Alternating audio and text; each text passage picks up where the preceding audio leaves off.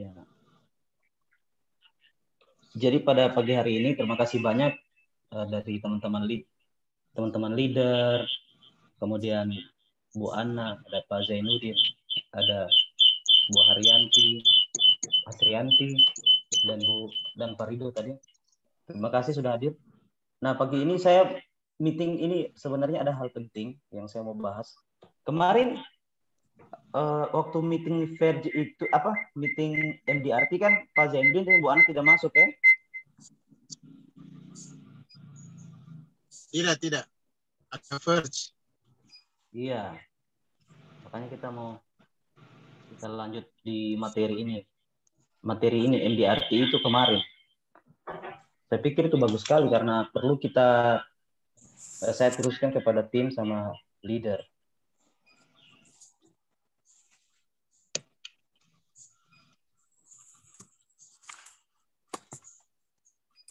Ya, teman-teman, ini jadi ternyata begini. Jadi kalau kalau kita mau umpama sukses di bisnis ini, teman-teman. Jadi yang paling utama itu adalah kita melakukan ini, follow up. Jadi ternyata waktu kita meeting kemarin dan saya sudah akui bahwa sebenarnya kita memang harus meeting,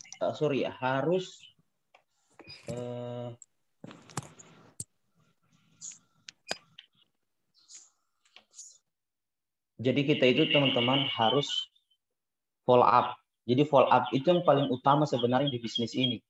Nah, sebentar saya akan jelaskan itu kenapa kita harus follow up. Jadi teman-teman begini, ternyata kita sendiri ini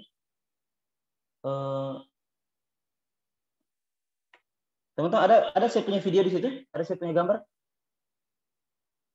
tidak keluar, ada. Jadi teman-teman ternyata kita sendiri sudah contoh saya di Prudential sudah kurang lebih 10 tahun, Pak Zainuddin 8 tahun, anggaplah Bu Anna sudah 7 tahun. Ternyata karena kita ini sebagai basicnya kita ini kan tidak rata-rata bukan pebisnis, rata-rata kita ini contoh awalnya dari karyawan.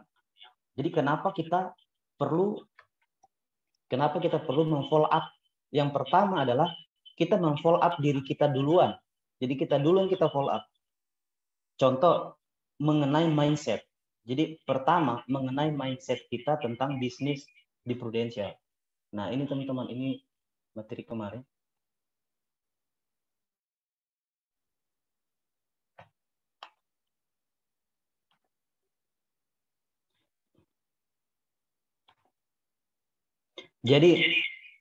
Jadi teman-teman, pertama mindset kita dulu, karena begini, kita harus, jadi teman-teman begini, leader, termasuk Pak Zainuddin, Bu Ana, kita harus selalu memfollow up diri kita bahwa kita ini seorang leader di Prudential, kita ini pebisnis.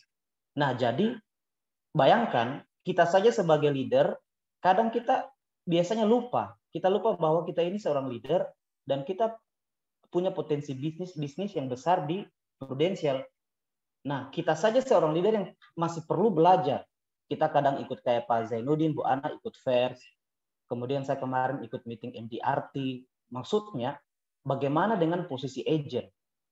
Apalagi agent yang baru, mereka kan belum terlalu tahu. Jadi ternyata kita harus selalu follow up mereka.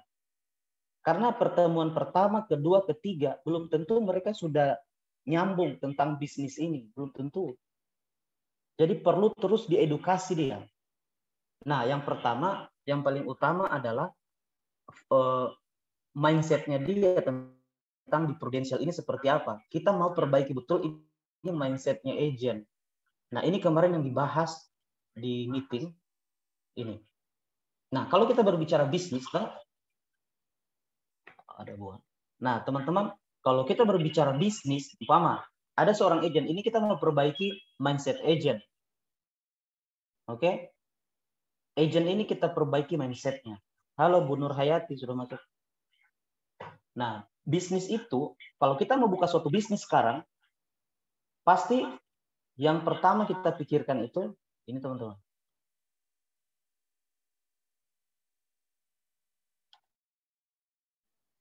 Yang pertama kita pikirkan pasti modal. Pasti modal dulu. Nah, banyak orang berbisnis, pelaku bisnis sekarang teman-teman, itu banyak. Apapun yang kita bikin sekarang, apakah mulai usaha apapun, pasti itu banyak pelakunya. Artinya banyak yang sudah lakukan. Gitu. Jadi contoh di Palu ini ada orang umpama pengusaha toko bangunan. Nah, itu sudah banyak pelakunya, sudah banyak lakukan hal itu. Nah, makanya teman-teman, kalau kita berbicara bisnis, kembali lagi di sini, teman-teman. Modalnya. Jadi modalnya itu apakah kita bisa start dari awal itu dengan modal besar atau kita start dengan modal yang kecil. Nah, karena apapun bisnis itu pasti dia sudah ada pemainnya dari dulu lebih awal. Gitu. Nah, kebanyakan orang kalau memulai bisnis dari awal pasti dia mau cari modal awal itu pasti maunya harus kecil dulu. Karena hukum ekonomi itu keluar modal sekecil-kecilnya mendapatkan keuntungan yang sebesar-besarnya. Nah, sekarang berbicara kalau kita keluarkan modal kecil dulu, umpama mau berbisnis, pasti potensi penghasilan yang kita inginkan ada dua. Kita menghasilkan penghasilan yang besar, jadi orang berharap itu dia keluarkan modal kecil dan mendapatkan penghasilan yang besar. Nah, tetapi teman-teman, namanya hukum ekonomi, modal kecil pasti akan berbanding lurus dengan hasil potensi penghasilannya. Jadi potensi penghasilannya juga kecil. Oke? Nah, sekarang teman-teman, pertanyaannya, apakah ada bisnis yang modalnya kecil menghasilkan penghasilan yang besar? Nah, ini teman-teman. Tetapi kalau seandainya ada modalnya kecil, penghasilannya besar, kita harus pertanyakan lagi legalitasnya. Nah, yang pertama, apakah itu aman? Contoh, teman-teman bisa lihat, ada orang yang tidak banyak modalnya, tapi rata-rata bisnis ini seperti biasanya bisnis-bisnis yang ilegal. Seperti contoh, orang bisa main, orang bicara mengenai saham. Biasa kemarin ada trading, katanya main binomo lah apa semua saham-saham yang ilegal itu. Orang cuma investasi berapa, langsung dapatnya miliaran, ratusan juta. Ujung-ujungnya kan ditangkap. Kemarin itu ada Indra Kents apa semua. Kemudian ada katanya modal kecil bisa menghasilkan besar, seperti ya ujung-ujungnya orang menjual barang-barang haram seperti sabu-sabu lah. Dia modalnya kecil, income besar, tapi apakah aman? Nah, itu rata-rata pasti rawan sekali. Nah, kemudian apakah ada bisnis yang modalnya kecil, income-nya besar dan aman? Nah, anggaplah itu ada, teman-teman harus tahu, pertanyaannya apakah itu bisa tahan lama? Atau itu hanya musiman? Jadi, teman-teman, ada suatu bisnis yang mungkin modalnya kecil, aman, legalitasnya bagus, tapi pertanyaannya apakah dia bisa tahan lama itu, bisnis itu? Kebanyakan itu hanya musiman. Ada waktu-waktu tertentu saja dia ramai, dia penghasilannya besar. Nah, modal kecil, income-nya besar, aman, dan tahan lama. Apakah ada? Anggaplah ada, tetapi bisnis yang modalnya kecil, income besar dan aman, dan tahan lama harus dibarengi dengan ini teman-teman. Harus ada repeat ordernya atau repeat income. Makanya repeat income ini orang-orang dari bisnisnya itu terus berputar. Maksudnya dia tahan lama begitu ya. Dia berputar terus bisnis itu, jadi tidak ada putusnya. Nah, apa syaratnya bisnis itu dia bisa repeat income terus, repeat order? Ini teman-teman. Jadi terjadinya repeat income ini penghasilan yang terus-menerus tidak terputus, itu syaratnya kita harus punya bisnis yang memiliki sistem. Kembali lagi ke sana teman-teman. Dan perusahaan itu harus usianya harus teruji selama 100 tahun lebih. Dan dia sudah go internasional. Artinya go internasional itu bukan cuma di Indonesia yang mengatakan bisnis itu bagus. Negara lain yang mengatakan itu bisnis itu bagus, berarti itu bisa terjadi repeat income atau penghasilan yang terus Oke. Nah, bisnis yang punya sistem, teman-teman, itu adalah seperti franchise. Jadi bisnis yang punya sistem itu kembali lagi adalah bisnis yang franchise, yang ada sistemnya, yang sudah terbukti sudah ratusan tahun, dan di negara manapun dia ada. Nah, persoalannya kalau kita berbicara franchise kayak KFC, bisa teman-teman lihat, itu satu kali kita mengeluarkan modal di KFC itu minimal 10 miliar. Kita beli namanya KFC itu teman-teman 10 miliar. Belum McD. Dan kalaupun kita ada dana, umpama mau beli KFC, itu dibatasi dalam satu kota. Contoh di Palu ini KFC cuman di KFC ini contoh tiga saja. Kemudian McD di Palu baru 1. Jadi dia tidak bisa terlalu banyak karena ada peraturan manajemennya. Begitu. Karena itu persaingan bisnis lagi di dalam sini. Mahal dan ada persaingannya. Nah, ada solusi. Apakah ada satu bisnis yang tetap dia bisa repeat income, sudah tersistem, jadi sudah berpengalaman ratusan tahun dan go internasional, dan tidak perlu keluar modal besar. Nah, ada teman-teman, ini Prudential.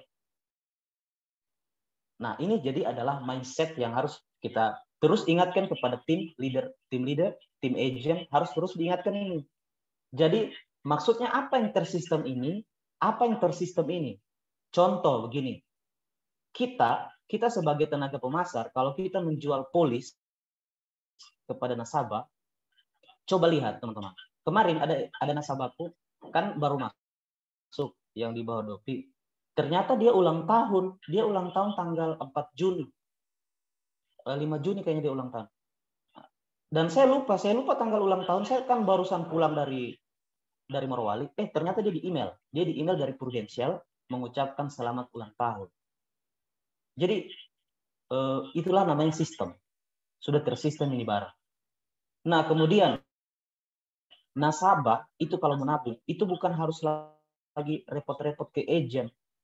Kita sudah tersistem dengan bank BRI, BNI, BCA, Mandiri, dan bukan cuma BRI, semua bank kita tersistem. Itu namanya tersistem. Kemudian yang ketiga, Prudential ini yang mengurus klaim itu bukan kita, sudah ada manajemen klaim yang ngurus di sana. Terus kalau umpama nasabah masuk rumah sakit, kalau rumah sakit tertekanan, sudah tersistem juga di situ. Sudah ada tim, sudah ada manajemen yang ngurus juga nasabah di situ. Jadi bayangkan kita hanya menjual sebagai tenaga pemasar, urusan-urusan sistematisnya itu sudah tersistem semua. Makanya repeat income terjadi. Repeat income itu seperti repeat income terkecil saja di Prudential, kita closing nasabah satu, itu komisinya bisa sampai 5 tahun. Itu komisinya bisa sampai 2 tahun. Itu tidak ada loh bisnis yang seperti itu, teman-teman. Bisnis kalau umpama kita jualan handphone, kita harus jual ulang handphonenya. Berulang-ulang kali kita jual. Kalau di Prudential terjadi repeat income. Nah, repeat income ini maksudnya passive income. Passive income ini kita bisa hasilkan dari Prudential mulai dari level agent, level leader, dan bisa nanti di level agency director. Jadi teman-teman, ini adalah mindset untuk bisnis yang kita jalankan di Prudential ini, itu. Nah, kemudian, kalaupun ada bisnis yang sudah repeat income, yang sudah tersistem, pertanyaannya, apakah dia akan memberikan kita waktu yang fleksibel? Nah, waktu yang fleksibel ini, kita bisa mengatur waktu kita kapan, dimanapun, kita bisa jalankan bisnis Prudential. Waktunya fleksibel. Hari ini kita cek contoh Bu Ana lagi di Makassar, contoh Pak Zainuddin lagi di Morowali, insya Allah saya ini di Palu. Nah, ini semua bisa jalan karena dia waktunya fleksibel. Teman-teman bisa lihat di zaman teknologi begini, bisnis prudensial ini sudah sangat banyak diminati. Cuman orang belum tahu. Makanya kita sebagai leader, sebagai agent, perlu kita edukasi. Kita edukasi sama teman-teman yang belum tahu bisnis ini.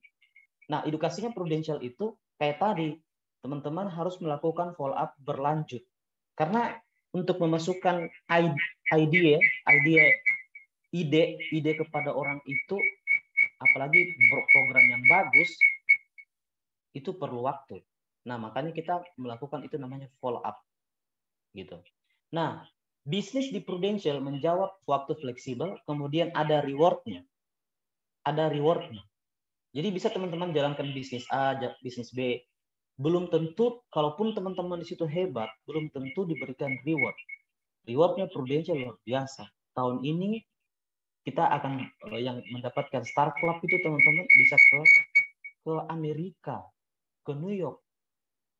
Sekedar informasi teman-teman, ternyata di New York itu di Amerika, kalau kita belum pernah ke luar negeri, umpama saya belum pernah ke luar negeri, terus langsung mau ke Amerika, itu kan ada visa yang harus diterbitkan oleh negara Amerika, itu tidak dikeluarkan.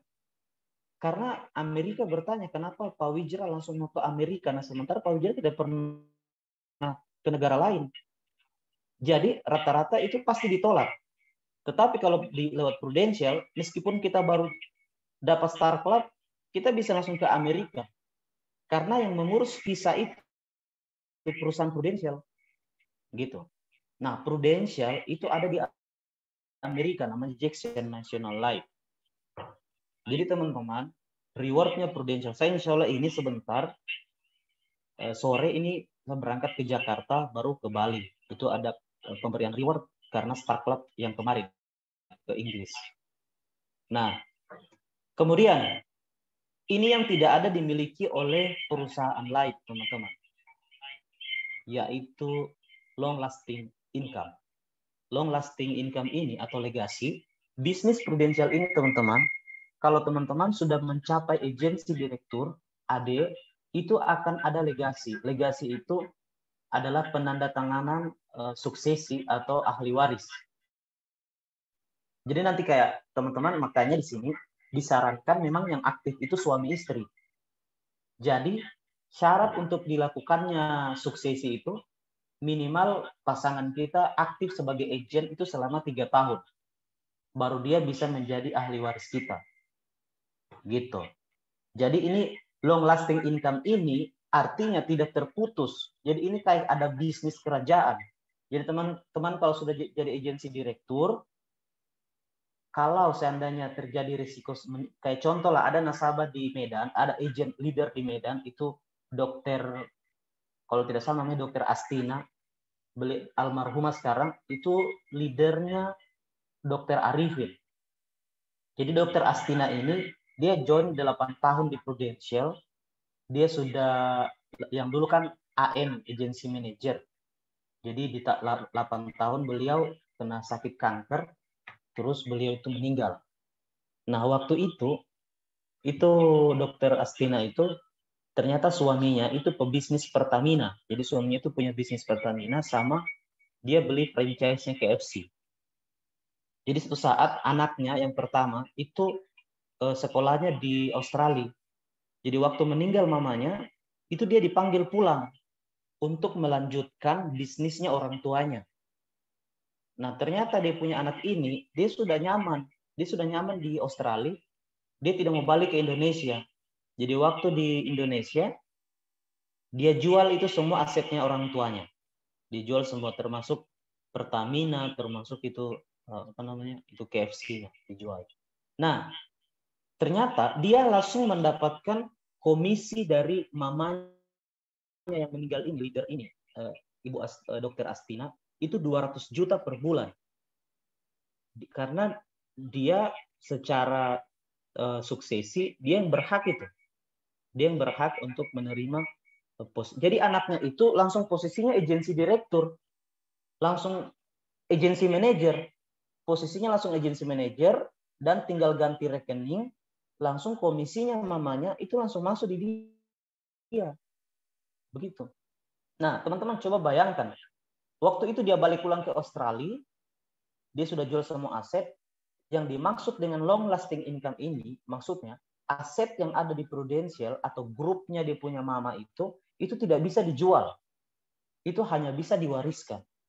Karena tidak mungkin kan leader yang mau dijual. Nah, leader itu aktif terus, apalagi sudah sampai di posisi agensi direktur, sudah memiliki 5 kalau kita sudah memiliki 5 agensi direktur di tim kita, itu berarti sudah namanya AD abadi atau IEAD, eksekutif agensi direktur. Begitu. Jadi waktu dia balik pulang ke Australia itu anaknya, ternyata bisnis yang dijalankan di sana restoran, kurang bagus restorannya. Akhirnya dia balik pulang ke Indonesia. Dia sudah jual tadi Pertamina, sudah dijual KFC. Untung ada dari Prudential. Makanya sekarang anaknya melanjutkan bisnisnya mamanya di Prudential. Karena dia kan tidak perlu lagi jadi mulai dari agent. Dia langsung dapat posisi mamanya. Yang 8 tahun mamanya bangun di Prudential. Nah, teman-teman, itulah namanya artinya legacy long lasting income itu. Long lasting income itu luar biasa. Cuman ada di Prudential, cuman ada di bisnis yang punya sistem. Gitu. Artinya, kalaupun kita meninggal, itu semua masih jalan. Karena yang ngurus klaim, Prudential semua sudah tersistem. Yang mengurus agent, yang mengurus leader, semua ada ADS-nya, ada RADD-nya, semua tersistem. Begitu. Itulah kekuatan perusahaan yang paling utama, sistem itu. Makanya kita punya impian, teman-teman kayak Pak Zainuddin, Ibu Ana, teman-teman agent, segera ikuti karirnya Prudential. Kalau sekarang yang teman-teman masih agent, jadilah segera ikuti untuk menjadi Associate Agency Director. Karena itu bukan main-main, teman-teman. Itu penghasilannya seumur hidup. Termasuk Pak Zainuddin mau jadi agensi direktur, itu adalah kerajaan bisnis yang dibangun untuk anak-anak kita, untuk ahli waris kita ke depan. Artinya penghasilan kita yang umpama kita terima tiap bulan 20 juta, kalau kita meninggal 20 juta itu langsung tetap diterima oleh istri atau anak kita. Bagaimana kalau kita jalan seorang dokter? Kalau dokter meninggal, anaknya tidak bisa langsung jadi dokter. Dia harus kuliah dulu dari nol, dia harus ikut tes dulu, dia harus ikuti semua proses kedokteran. Dan dia harus bayar biayanya. Yang itu biayanya tidak murah. Semakin tahun semakin mahal. Begitu juga polisi. Biar dia jenderal, bintang 5, kalau dia meninggal, anaknya tidak bisa langsung jadi jenderal. Anaknya juga harus kuliah dari nol. Sampai melewati beberapa proses. Kalau dia bisa beruntung seperti papanya, ya bisa kembali jadi jenderal. Tapi itu sangat sulit terjadi. Itu. Oke? Nah, di Prudential Syariah membuat kita menjadi better person. Maksudnya orang yang jadi lebih baik. Karena kita bisnis ini, kita urus orang. Kita berhubungan terus dengan manusia. Sehingga kita membuat kita itu terus belajar tentang bagaimana bicara dengan orang lain, bagaimana kita hubungan kita dengan orang lain, sehingga membuat kita menjadi manusia yang lebih baik ke depan. Itulah Prudential. Nah, tujuan kita apa? Tujuan kita di sini adalah melayani banyak orang. Nah, teman-teman, di Prudential ini yang paling utama ini, teman-teman, kita mau mendapatkan kepercayaan nasabah. Kepercayaan nasabah nomor 1. Untuk mendapatkan kepercayaan kepada nasabah, kita harus punya namanya kerendahan hati. Kerendahan hati. Humility. Maksudnya, jadi kan kebanyakan kalau kita mengurus nasabah ini kan kita perlu rendah hati. Atau rendah hati ini artinya orang itu yang kita jadikan sebagai, kita melayani dia. Jadi dia, anggaplah orang bilang pembeli adalah raja kan. Nah, artinya kerendahan hati ini adalah bukan kelemahan. Kerendahan hati ini memang seperti itu untuk melayani orang lain itu kita perlu ada hati yang umpama begini. Ada agent bilang begini, aduh ini nasabah ini diurus kayak apa saja, kayak raja saja, suruh datang ke rumahnya lah, dia harus pokoknya dia harus dispesialkan lah. Nah, kalau kita punya sifat seperti itu susah. Di Prudential ini sifatnya kan kita melayani orang. Teman-teman bisa lihat semua leader yang ada di Prudential yang punya penghasilan ratusan juta, termasuk Pak Oni. Dia punya income 200 juta per bulan. Ada leader-leader hebat lagi di Jakarta, Ibu Cassandra Farel, itu tiap bulan 1 miliar. Tapi dia mau melayani orang-orang yang manusia, termasuk nasabah kita, dia melayani. Agennya yang ada kesulitan dia layani, dia bantu. Padahal kalau dia tidak punya kerendahan hati, otomatis dia bisa sombong. Dia bisa sombong karena dia pikir, kalau kau tidak jadi nasabahku, tidak ada masalah. Saya sudah 1 miliar per bulan ini. Umpama mau tidak jadi nasabah juga, mau tidak jadi agent, saya juga sudah 200 juta per bulan. Nah, di Prudential itu tidak ada leader seperti itu. Kalaupun ada, itu leader tidak akan lama di Prudential. Nah, di bisnis ini harus ada kerendahan hati untuk melayani orang. Jadi, itu adalah investasi terbesar. Jadi, kalau menurut saya, kerendahan hati ini adalah kita mau investasi duluan, kita kalah lebih dulu lah. Jadi, kita urus nasabah. Umpama nasabah mau pengen ketemu, dia jauh, kita datangi. Padahal kita sudah keluar uang biaya perjalanan, sudah semua kita lakukan. Jadi tidak apa-apa. Teman-teman, itu nasabah pasti menilai. Seperti saya kemarin, teman-teman, kalau mau dibilang, saya sudah punya posisi income sudah ada. Terus ibu nasabah saya, itu istri kepala desa di Bahodopi, itu undang acara pernikahan anaknya. Nah, saya kesana naik pesawat, itu biayanya, teman-teman, itu tidak murah. Harus keluar itu. Belum di sana lagi yang saya pikir, belum perjalanan lagi ke sana. Tapi itu namanya kerendahan hati yang saya punya sebenarnya sebelum meeting ini saya sudah punya, karena kalau saya namakan namanya kalah lebih dulu. Jadi biarlah saya kalah lebih dulu, karena menurut saya itu investasi saya untuk nasabah bisa menilai kita. Sehingga nanti kalau kita minta referensi, terus kita datang ke dia, itu akan otomatis dia akan referensikan kepada keluarganya. Nah, jadi kalau orang punya sifat rendah hati ini, teman-teman, dia akan mudah melayani siapapun. Dia bisa melayani agennya, dia bisa melayani nasabahnya, mengurus klaim, begitu. Kemudian ketiga, nah kalau nasabah sudah dilayani, teman-teman, pasti nasabah itu akan nyaman sama kita. Karena hukum manusia ini, teman-teman, dia harus merasa lebih di atas daripada kita. Dia tidak mau tahu gajinya Pak Zainuddin berapa, umpama 30 juta per bulan, dia tidak mau tahu itu. Yang dia tahu, kau layani saya sebagai nasabahmu. Nah, kalau kita sudah layani dia tanpa ada rasa kesombongan dalam diri kita, artinya ini bukan kelemahan, tapi ini memang kekuatan yang diberikan Tuhan kepada kita, sehingga nasabah itu pasti nyaman. Pasti nyaman sama kita. Luar biasa, umpama Ibu Anna, Ibu Nur Hayati sudah melayani urusan klaim saya sampai selesai. Padahal ini umpama kita sibuk juga, banyak kita urus, tapi kita betul-betul layani dia. Nah, ini yang terjadi. Nasabah akan selalu mendengarkan. Kalau ada produk bagus kita sampaikan, dia pasti dengarkan. Akhirnya apa terjadi? Tadi itu repeat income. Penghasilan kita akan terus terjadi karena ada pembelian kembali. Jadi nasabah yang pernah beli Prucinta, dia bisa lagi beli kartu sehat. Nasabah yang sudah punya Prucinta kartu sehat, dia bisa beli lagi PKKS. Jadi tidak ada putusnya, karena teman-teman bisnis Prudential ini, teman-teman harus tahu ini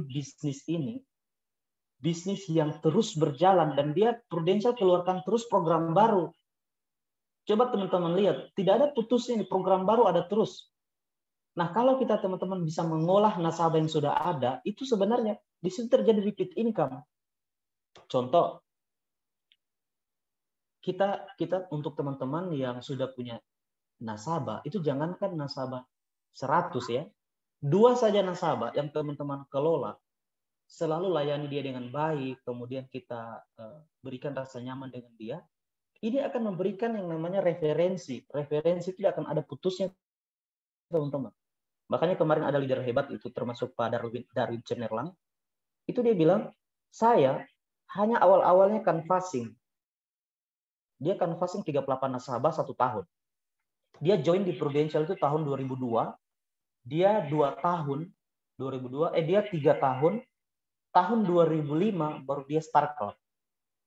Karena dia waktu itu untuk mendapatkan nasabah, dia memang betul awalnya canvassing dulu. Jadi pada saat dia dapat nasabah 38, sudah dari 38 itulah dia layani, kalau ada yang klaim dia bantu. Akhirnya dari 38 itu, sekarang nasabahnya Pak Darwin Cemerlang itu 2000. Sekarang ini 2000 nasabah. Dia sudah tidak ada lagi canvassing. So tidak ada canvassing, dia melakukan bisnis Prudential dengan cara referensi. Nah, caranya dia telepon nasabahnya satu persatu, dia bilang begini, umpama, halo Pak Andri, Bapak mau kan saya selalu berada di sisi Bapak sebagai agen Bapak? Dia bilang, iya mau. Kalau Bapak mau, referensikan saya Pak. Minimal 1 orang saja Pak, keluarganya Bapak yang bisa saya bantu apabila terjadi hal berisiko kepada teman atau keluarga Bapak, sehingga ada yang menjamin dari Prudential. Jadi semua nasabahnya itu pasti beri referensi di situ. Nah, jadi ini akan terus berjalan. Jadi kita jaga nasabahnya kita yang sudah ada, teman-teman. Jaga betul nasabah yang sudah ada. Karena yang kita mau jaganya yang terakhir ini. Nomor 5 ini adalah kepercayaan nasabah. Oke? Nah, kerendahan hati adalah kekuatan yang Tuhan berikan untuk dapat melayani orang lain. Melayani orang lain adalah investasi yang sangat penting di masa depan. Karena kepercayaan adalah modal terbesar yang ada di muka bumi ini, teman-teman. Bersedialah kalah duluan sebelum Anda menang. Itu. Jadi kita kalah dulu, maksudnya kita layani dulu dia sampai dia nyaman. Akhirnya apa? Dia akan referensikan secara otomatis kepada keluarga. Melayani dan edukasi adalah investasi yang sangat besar, aset berharga kita di masa depan. Orang bisa closing di masa depan dan repeat order. Jadi tidak usah kita khawatir, kita layani hari ini, kita investasi. Anggaplah kita beli tanah itu kan harganya tidak langsung mahal, tidak langsung naik. Biasa butuh waktu 3 tahun baru naik harganya. Sama ini, kita investasi dengan orang, kita lakukan prospek, melayani dia, belum closing hari itu, tidak apa-apa. Karena kita perlu follow up. Terus kita follow up dia. Nah, maksudnya kalah duluan ini seperti ini. Memberikan edukasi asuransi meskipun belum closing. Jadi terus kita edukasi, dari referensi tadi kita edukasi dia tentang asuransi. Satu saat nanti kalau ada yang tawar di asuransi, pasti dia ingat kita. Pasti dia ingat Pak Zainuddin, dia ingat Bu Anna, dia ingat Bu Nur. Karena, oh iya, pernah ada agen yang tawari saya Prudential. Nah, makanya kasih dia kartu nama. Simpan nomor WA-nya, simpan data nasabah, jangan pernah dihapus. Karena itu tidak akan, jadi tetap hubungan itu ada terus. Jadi mungkin bisa jadi dia hari ini belum closing, tetap kita kalau dia ulang tahun, berikan selamat ulang tahun. Kalau di Facebook kan bisa kita berteman di Facebook, kita kirimkan selamat ulang tahun. Kita bisa memberikan hadiah-hadiah kecil. Nah, ini juga bisa dilakukan sama yang sudah jadi nasabah. Hadiah kecil itu tidak usah yang besar-besar. Contoh kalau kita keluar negeri, kita beli itu gantungan kunci ke apa, itu nasabah tidak lihat hadiahnya. Dia lihat saja, oh berarti kita care sama dia. Kita peduli sama dia. Itu saja, kita hadiah kecil. Nah, ini traktir nasabah. Kalau ada nasabah, umpama makan dimanapun, teman-teman ketemu, saya itu sudah lakukan. Saya pasti langsung bayarkan dia. Saya bayarkan dia, tidak ada masalah. Berapa sih uang makan paling cuma 30-50 ribu. Tapi itu nasabah ingat, pasti dia ingat. Dia akan cerita, oh saya ketemu Pak Zainuddin waktu di rumah makan ini, wah luar biasa, langsung dia bayar. Apalagi kan itu sedekah juga. Nah, ini yang keenam, mendengarkan dia bercerita sampai dia puas. Ini juga investasi. Kemudian melayani klaim nasabah. Ini adalah salah kurang lebih beberapa contoh pelayanan sama nasabah yang itu menjadi investasi kita ke dia. Gitu. Nah, mengapa kita wajib melakukan follow up dan edukasi tanpa batas? Jadi teman-teman ingat, program perencanaan keuangan adalah suatu konsep berpikir negara maju. Jadi konsepnya kita menjelaskan kepada nasabah, ini cara berpikir negara maju. Nah, di Indonesia ini kita adalah masih negara berkembang.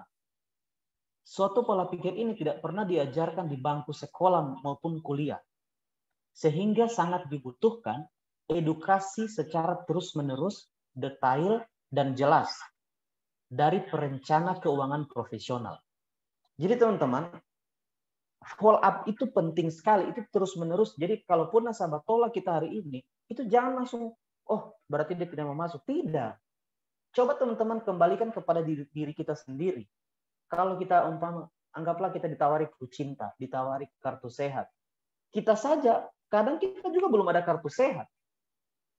Kadang pun kita juga kartu kita belum yang terbaik. Kita juga belum punya perut cinta. Baru kita menilai orang lain, dia tidak mau masuk perut cinta. Bukan begitu. Karena dia belum strike pada saat prospek pertama. Kita harus melakukan follow up selanjutnya untuk memastikan bahwa dia paham betul nih program, apa tujuannya. Coba bayangkan teman-teman. Menurut saya, nasabah itu lebih hebat daripada agent. Menurut saya begitu. Karena bayangkan nasabah cuma ketemu 1, 2, 3, ada bahkan 5 kali, dia langsung jadi nasabah, dia langsung bayar preminya. Yang itu jelas dia belum manfaatnya dia belum pakai. Artinya nasabah berarti mengerti asuransi bagus, saya beli. Oke, kalau kita agent yang tiap hari training, tiap hari ditelepon leader, tiap hari juga ikut seminar, masih saja biasa bingung. Apa itu perut cinta? Apa itu program PCB 88, Pak? Bagaimana cara klaimnya? Kita saja sebagai agent masih bingung-bingung. Apalagi nasabah. Makanya teman-teman, follow up ini, tujuannya follow up kepada nasabah sebenarnya, memberikan edukasi sama dia, bahwa program ini seperti ini. Coba teman-teman lihat. Dengan banyaknya aturan prudensial itu, tidak mungkin nasabah bisa paham dalam satu kali ketemu. Kita saja perlu training berulang kali. Nasabah kan, setidaknya nasabah itu kita training dia. Nah, yang paling penting kan dia mau dengar kita bicara. Jadi cari waktu-waktu di mana nasabah itu waktunya bagus. Kita buat janji sama dia, umpama ketemunya malam. Jadi kalau saya ketemu nasabah biasa saya bilang, Pak, ini ada kabar baik. Bapak dengar dulu. Siapa tahu ini bisa memberikan manfaat besar bagi keluarga Bapak di masa depan. Jadi kita jelaskan, hari itu dia tidak closing, tidak ada masalah. Karena itu masih dalam proses edukasi. Justru kalau nasabah kita edukasi terus, dan dia closing, itu potensi lapse-nya itu sangat kurang, sangat sedikit. Karena dia ngerti, dia beli asuransi untuk apa. Justru nasabah yang terlalu cepat closing juga sebenarnya juga kurang efektif. Nanti kalau dia sudah closing cepat, dia tidak ngerti, akhirnya dia lapse. Begitu. Jadi, betul-betul follow up itu kita harus berikan betul edukasi baik-baik. Nah, ini konsep perencanaan keuangan yang kita jelaskan nasabah. Nanti teman-teman ada filenya ini kan. Oke, nanti ini. Jadi intinya untuk menyempurnakan program perencanaan keuangan itu harus ada asuransi untuk menjamin tabungan, investasi, dan uang belanja itu tidak terjadi risiko, tidak hangus kalau terjadi risiko sakit kritis, kecelakaan, cacat atau meninggal. Ini sebenarnya yang kita berikan informasi kepada mereka, konsepnya. Konsep ini yang selalu kita follow up kepada mereka bahwa kami ini mau bantu supaya asetnya ibu, tabungan, investasi termasuk tanah, kos, itu tidak terganggu kalau terjadi risiko sakit kritis. Jadi ada asuransi yang jamin. Itu sebenarnya kita edukasinya ke sana, itu kan bagus.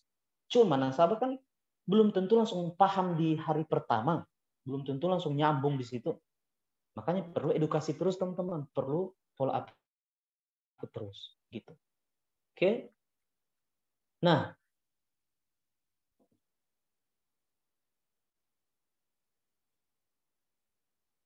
jadi ini teman-teman harus kuasai saja 4 ini. Jadi 4 handle objection yang wajib dikuasai agen profesional. Jadi ada ada 4 saja yang menjadi halangan nasabah untuk masuk jadi nasabah. Yang pertama, no trust. No trust, dia tidak percaya.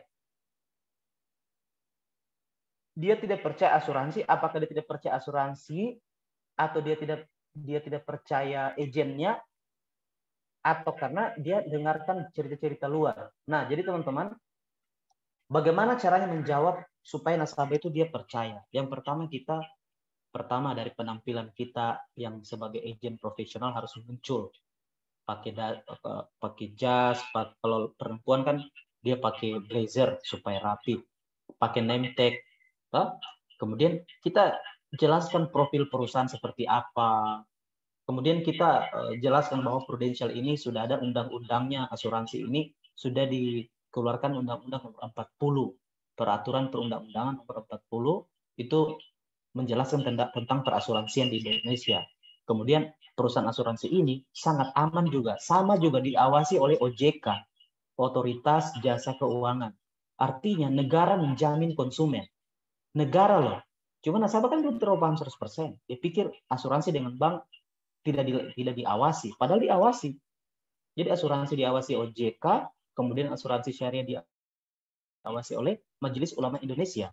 Kemudian program-program yang ada di Prudential itu sudah melewati verifikasi, itu yang paling penting, sudah melewati verifikasi dari kalau program syariah Majelis Ulama Indonesia, bahwa itu halal. Berarti kalau halal, berarti bagus. Gitu. Jadi ini untuk memberikan trust kepada nasabah itu perlu kita ingatkan mengenai itu. Kemudian yang kedua itu no need. Kalau nasabah bilang, saya tidak butuh asuransi, Pak. Saya ini sehat-sehat.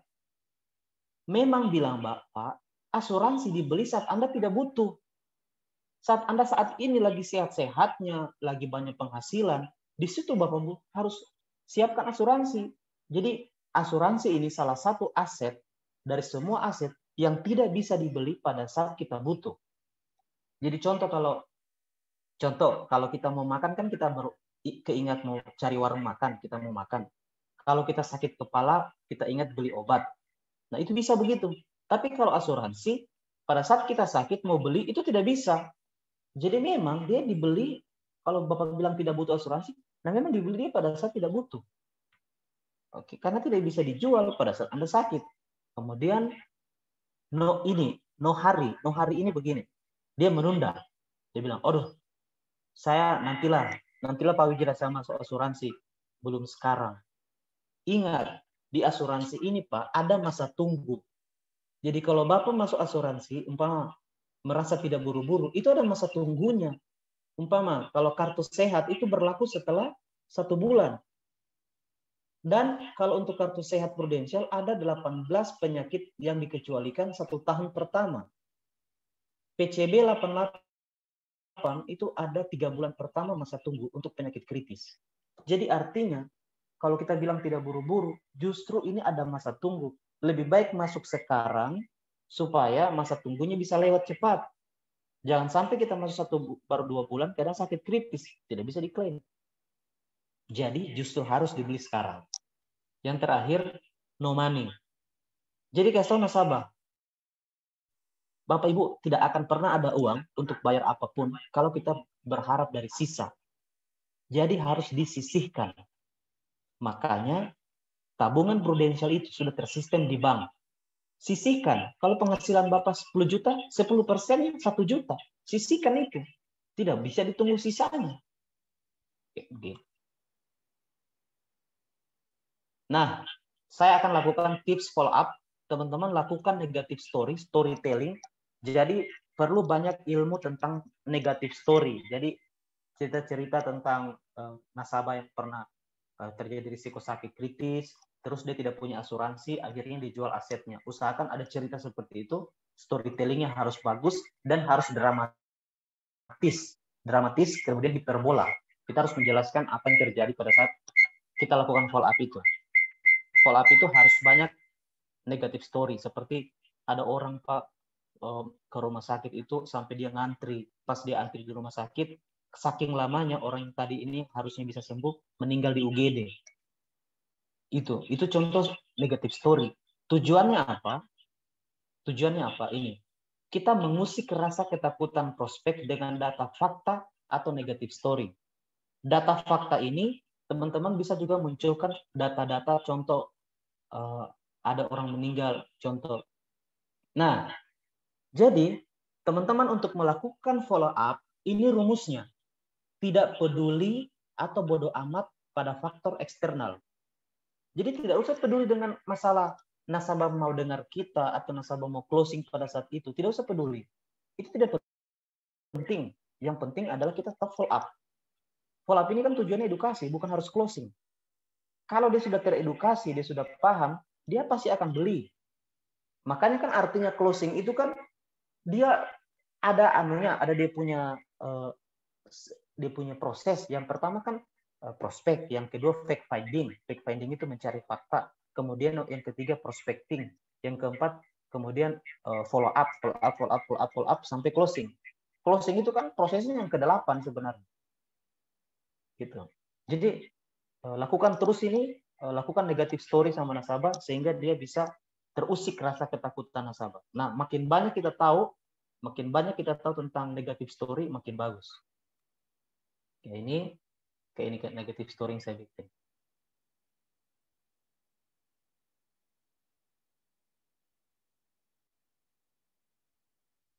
Nah, teman-teman ini adalah penting, teman-teman harus tahu, ternyata bagaimana otak kita menyimpan informasi.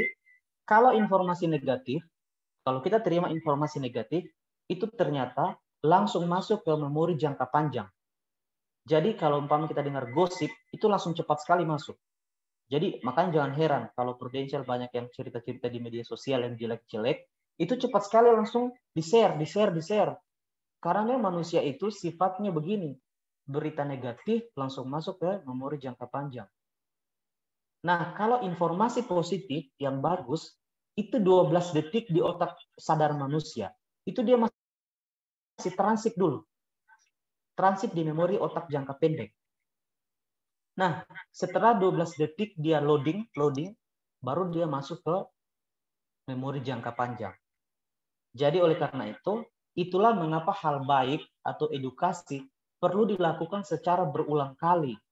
Karena apa yang kita sampaikan sama nasabah biasanya, itu dia belum masuk karena masih loading. Perlu ada edukasi berulang kali. Nah, kemudian perlu kalau kita ketemu nasabah, supaya dia tidak masuk ke memori jangka panjang kalau ada berita negatif, teman-teman vaksinasi dia, vaksin. Jadi kita vaksin otak nasabah, kita vaksin pada saat kita prospek itu, kita vaksin memang. Vaksin itu artinya kan virus yang dilemahkan. Jadi kita kasih masuk memang virus di otak nasabah, biarkan dia dengar dari kita. Jangan dia dengar dari nasabah, orang lain. Jadi kasih tahu begini, Pak, Ibu, program asuransi ini kan banyak orang yang masih pro dan kontra. Pada saat Bapak Ibu nanti terima berita negatif di media sosial, atau di Facebook, atau di WA, atau ada orang cerita-cerita miring tentang asuransi, Bapak jangan langsung terima mentah-mentah itu berita. Itu harus cari tahu dulu kebenarannya, Pak. Karena sekarang ini banyak sekali hoax. Nah, kalau ada yang seperti itu, tolong hubungi saya, konfirmasi ke saya sebagai agen Bapak. Begitu. Selama masih media sosial, Pak, itu masih pro kontra, masih termasuk hoax. Yang jelas itu, Pak, kalau seandainya ada berita, umpama berita dari Metro TV, TV One, atau TVRI, pokoknya berita-berita nasional, itu baru bisa kita anggap sebagai fakta. Tapi kalau masih media sosial, Pak, itu tidak ditahu dari mana asalnya. Kebanyakan 90% hoax. Nah, jadi kita harus vaksin memang otak nasabah pada saat dia sudah closing. Begitu. Oke? Jadi teman-teman, sampai di situ dulu kita punya meeting. Jadi konsep yang kita terus ingatkan kepada nasabah itu adalah ini konsep syariah. Asuransi syariah itu konsepnya universal. Jadi tidak semua harus orang Islam masuk. Jadi konsepnya ini muamalah, saling tolong-menolong. Begitu. Ini yang terus kita ingatkan. Nah, Prudential di sini hanya sebagai pengelola. asetnya Prudential Syariah 9,1 triliun, dana tabarrus sekarang asetnya 2,5 triliun. Jadi inilah konsep yang selalu kita ingatkan nasabah, bahwa kita edukasi terus ke dia. Apa manfaatnya kalau ibu masuk di peserta A atau peserta B? Ini peserta sekarang sudah 3 juta nasabah seluruh Indonesia. Kalau ada yang sakit salah satunya, kita dibantu dari dana tabarruk. Begitu. Gitu. Nah, ini juga salah satu yang teman-teman harus tahu, diversifikasi aset. Diversifikasi aset ini adalah penganekaragaman aset. Jadi, kalau kita jangan sampai menyimpan telur dalam satu keranjang. Jadi jangan simpan uang itu cuma satu keranjang. Harus dipisah-pisah. Jadi kita harus punya dana saving 20-30% itu aset liquid, bank, deposito, emas, dan uang cash. Kalau aset tumbuh, aset yang berkembang terus seperti bisnis atau usaha, saham, reksadana, properti, dan kos-kosan. Nah, kalau ada namanya benteng aset. Jadi benteng aset itu asuransi jiwa, proteksi kesehatan, dan dana darurat. Itu harus ada 10-20%. Gitu. Jadi teman-teman, sampai di situ kita punya, saya jelaskan teman-teman. Jadi intinya dari meeting ini yang saya lebih tekankan adalah follow up. Jadi perlu di follow up ke nasabah, termasuk juga agent, itu harus di follow up tentang mindsetnya tentang bisnis di Prudential, kemudian mindsetnya nasabah tentang asuransi. Nah, saya ada saran. Kemarin saya ada closing nasabah waktu di Bawah Dupi. Itu nasabah saya dia sudah beli kartu sehat, dia sudah beli Prucinta. Jadi dia masuk lagi program kemarin PCB 88. Saran saya teman-teman, kalau teman-teman ada laptop, lebih efisien untuk munculkan. Jadi kita ke rumah nasabah itu kasih hidup laptop, bukakan dia materi. Ini kemarin materi yang saya pakai yang waktu sosialisasi itu bagus sekali. Jadi ini. Jadi materi ini yang customer gathering kemarin, ini saya pakai di rumah nasabah. Jadi luar biasa, dia closing waktu itu. Saya pakai ini materi. Jadi artinya menurut saya lebih profesional sama nasabah kita. Jadi ini kalau teman-teman nanti mau minta, nanti saya kirim alamat email. Cuma ini ada cara pakainya lagi. Gitu. Nah, jadi itu kekuatan follow up itu penting sekali teman-teman. Kita sendiri sebagai agent leader selalu diingatkan pasti bagaimana bisnis ini, bagaimana kita untuk menjalankan bisnis ini. Dan biasanya kalau ada nasabah yang negatif atau nasabah yang pola pikirnya langsung berubah, itu jangan langsung panik. Jangankan nasabah, iman saja orang yang selalu rajin sholat, kadang dia malas sholat karena imannya itu naik turun. Begitu juga nasabah, kadang dia percaya sekali, kadang dia turun. Makanya kita perlu terus mengedukasi nasabah, gitu. Say hello dengan nasabah yang sudah ada, gitu. Oke teman-teman, ada yang mau bertanya? Oh iya, saya lupa. Nah, kebetulan ada Pak Zainuddin, Ibu Ana. Halo Bu Ana. Ya, halo. Ya, jadi begini rencana saya mau buat ini, kan ada training Verge yang kita ikuti, Verge. Iya, ada. Nah, saya rencana mau buat satu training agent profesional. Jadi, halo Pak Zainuddin. Dengar? Halo, iya. Iya, nanti saya mau rencana kita mau buat training Senin, Rabu, Jumat, atau Senin, Rabu, Sabtu lah. Jadi nanti pematerinya itu Bu Ana, saya dengan Pak Zainuddin. Maksudnya begini, nanti di ini, umpama saya hari Senin, toh Ibu Ana hari Rabu, Pak Zainuddin hari Jumat. Kayaknya kalau satu minggu 3 kali nggak efisien karena kan mana mau prospek, mana mau ini, mana training lain. Susah bagi-bagi waktu. Bagusnya itu sekali seminggu saja. Sekali seminggu. Boleh juga. Sekali seminggu. Umpama minggu ini saya. Toh? Nah, minggu depan Bu Ana. Minggu depannya Pak Zainuddin. Nanti link Zoom-nya saya yang kasih.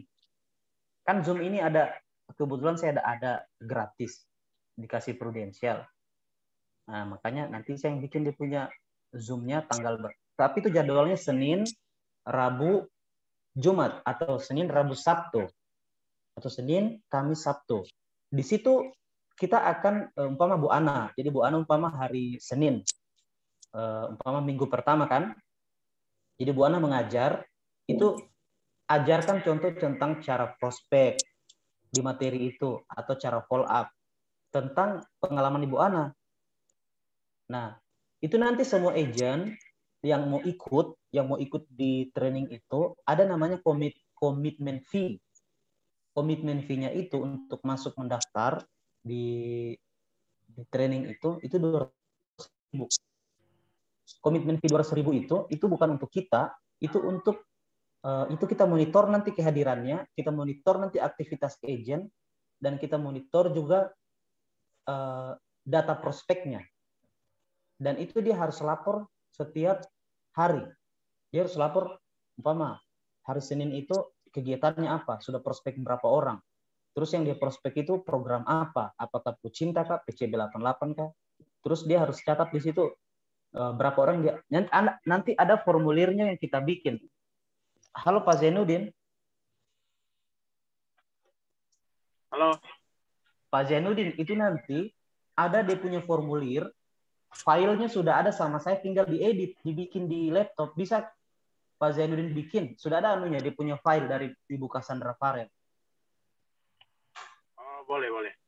Jadi itu dua formulir, itu formulir monitoring agent sama formulir data prospek. Jadi agent yang ikut di training itu dia melapor kegiatannya setiap hari.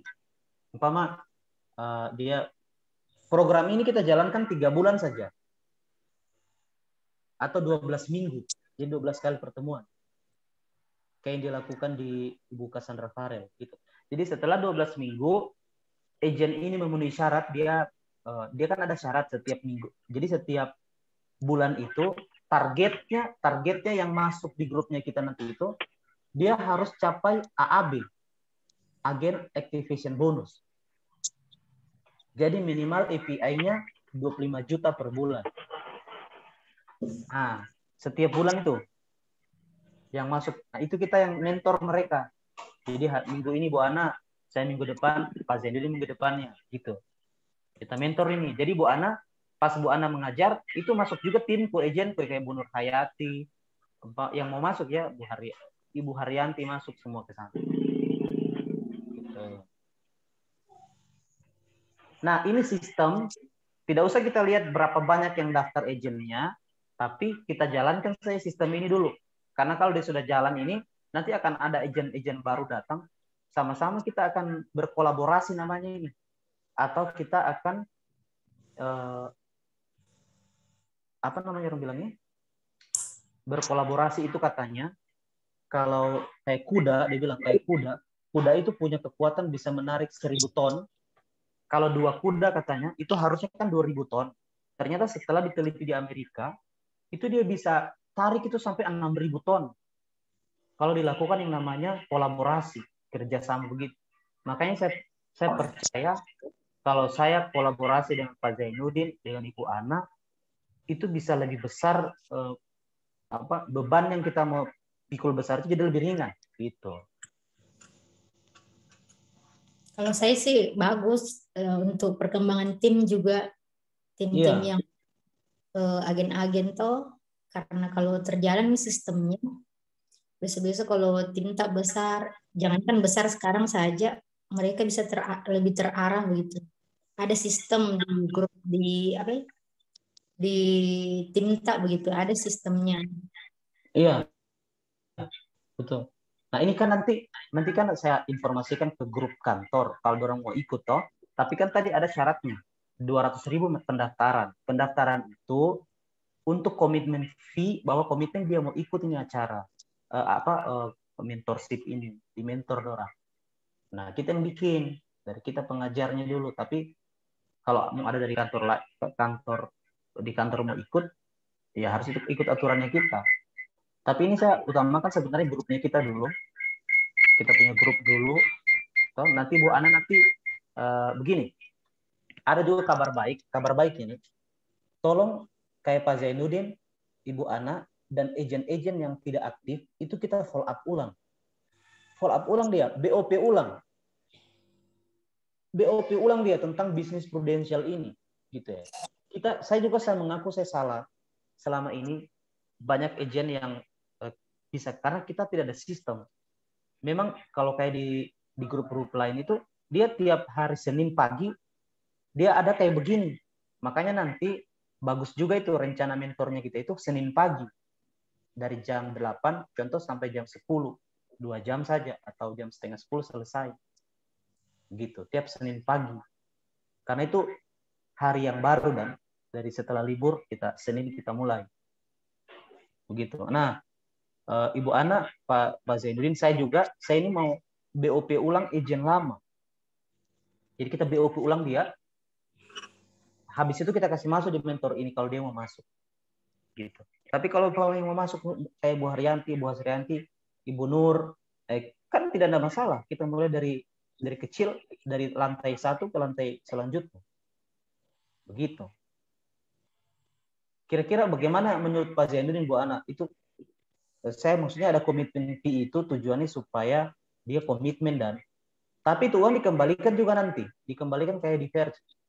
Kembalikan juga kepada dia, bahkan itu bisa jadi 2 kali lipat, jadi 400.000 contoh. Atau tidak pendaftarannya, iya begitu.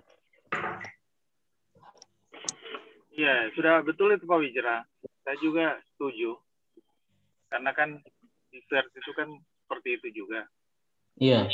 Hanya nanti kan tingkat kehadiran itu harus 100%. Iya.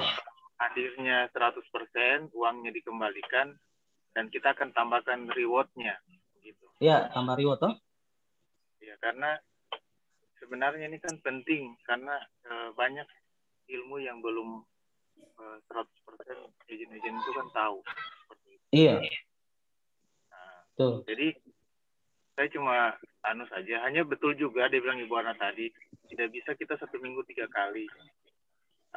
Mungkin kita ambilnya itu hari Senin, boleh 1 minggu 1 kali. Gitu. Iya, 1 minggu 1 kali ya.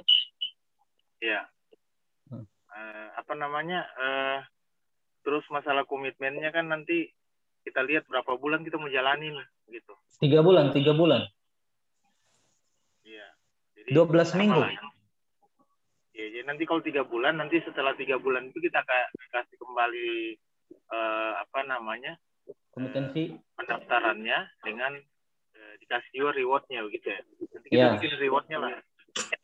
Iya, kita kasih reward nanti toh. Nanti kita bikin kita meeting ulang. Nanti kita 3 saja nanti meetingnya. Saya pulang dari Bali, kita meeting. Kita bahas lagi tuh. Iya, seperti itu. Kita mulai itu. Gitu, saya mau baru nanti hubungi dulu agen-agen, teman-teman tim yang mau. Nah, terus nanti saya kirim Pak Zainuddin, kan karena Pak Zainuddin kan jago edit. Nanti kalau ada yang mau dirubah, ada nanti laporan harian yang agen harus lapor. Jadi kita bikin nanti grupnya lagi khusus di WA. Dia lapor di grup situ, umpama dia foto saja, ada kan formulirnya nanti itu. Jadi berapa yang dia prospek hari ini, kemudian hari itu berapa orang dia follow up, hari itu berapa orang dia telepon. Tiap hari itu aktivitas harian. Terus dia ada nanti laporan berapa orang dia prospek. Umpama dia prospek si Aco ini dia prospek program Procinta. Dia masih menolak karena apa, begitu. Dia catat. Nah, kalau dia catat terus tiap hari begitu, nanti dalam 1 bulan kita punya target dia bisa dapat AAB. Agen ini bisa raih AAB. Itu sebenarnya target utamanya kita supaya mereka juga bisa terbantu. Gitu. Nah, kita juga sebagai leader juga akan terbantu juga untuk mendapat LAB. Begitu. Kalau kita aktifkan agennya kita. Makanya itu perlu kolaborasi kita. Halo Ibu Hasrianti, Ibu Nurhayati. Iya Pak. Ya Bu, halo Bu Nur. Ya Ibu Hasrianti, Ibu Nur. Halo Pak. Nanti di Ibu Hasrianti dihubungi Ibu Ana untuk setelah kita meeting dulu. Nanti kami meeting dulu hari saya pulang dari Bali itu tanggal 16, tanggal 17 lagi kita insya Allah kita meeting tanggal 17. Nah, jadi nanti yang saya harap itu Ibu Hasrianti, Ibu Haryanti dengan Ibu Nur bisa masuk di training mentor ini. Kebetulan ada Pak Zainuddin dan Bu Ana yang bisa dengan saya kolaborasi. Jadi kita akan training sama-sama begitu.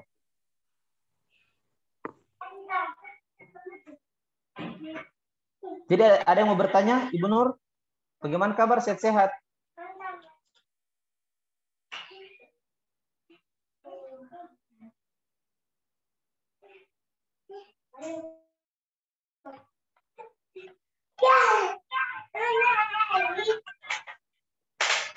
Jadi teman-teman, sekian dulu kita meeting kita. Nanti lagi kita lanjut karena saya ini mau beres-beres juga, mau siap-siap.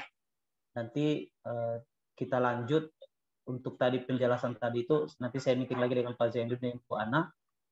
Nanti Pak Zainuddin saya kirim di WA dia punya filenya itu Pak. Oke. Saya tunggu saja. Oke dan teman-teman semua terima kasih banyak waktunya hari ini. Semoga bermanfaat. Sukses selalu buat teman-teman semua. Pak Rido sukses, Ibu Ana sukses, Bu Hasrianti, Ibu Nur, dan Ibu Haryanti.